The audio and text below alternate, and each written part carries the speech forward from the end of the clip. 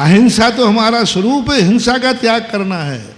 अहिंसा जैसा व्रत लेने की बात नहीं है, वो तो है, शाश्वत है, अविनाशी है।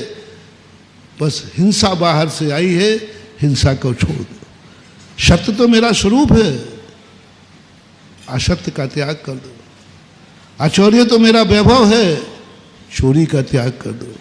ब्रह्म तो मेरा स्वरूप है, स्वभाव है, अब ब्रह्म का त्याग कर दो। निष्परिग्रह तो मेरा स्वरूप है, परिग्रह का त्याग कर दो।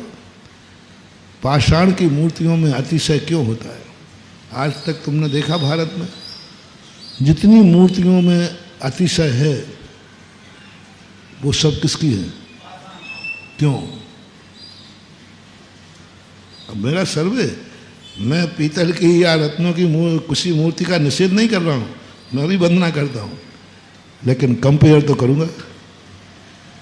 भारत में ऐसी पीतल की मूर्ति बताओ जो अतिशयकारी हो और क्षेत्र के मूल नायक हो, उस मूर्ति के लोग दर्शन करने जाते हो, वो तीर्थ बना दिया किसी ने। क्यों?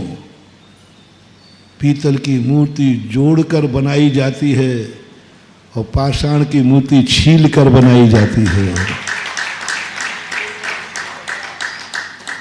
कुछ नहीं, पाषाण की मूर्ति बनाई नहीं जाती है, बस जो जो मूर्ति की आकार में बाधक हैं उनको छाड़ दो, कुछ बनाते नहीं, शिल्पी कुछ करते ही नहीं।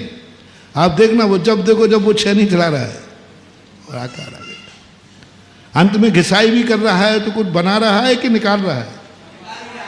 कुछ घिसाई में भी वो निकाल रहा है, उबड़ खाबड़पना है ना, चिकना कर रहा है।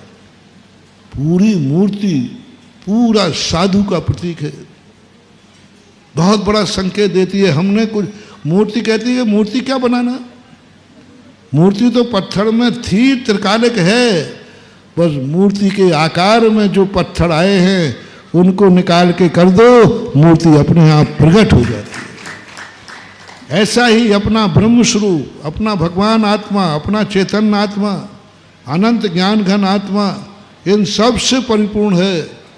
बाहर से जो 5 पाप आ गए हैं, बाहर से जो विकृतियां आ गई हैं, बस इसकी विकृतियों को छांट के अलग कर दो, तुम्हारा ब्रह्म स्वरूप प्रकट हो जाएगा। पूरी मूर्ति निराल एकदम सामने मूर्ति स्थित हो जाती है। शिल्पी ने कहा मैंने तो कुछ किया नहीं, ऐसे ही साधु कहता है मैंने तो कुछ नियम लिया नहीं, जो जो बुराइयां थी बस उनको मैंने छोड़ दिया, तो आप लोगों ने साधु कह दिया, बस और क्या करें। और सरल उदाहरण करो,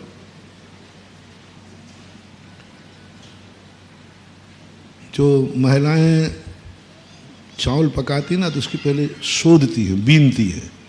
बुंदेलखंड में क्या कहते हैं? बीनती है। उनसे पूछो बाई क्या कर रही है, तो क्या बोलेगी? सही क्या है?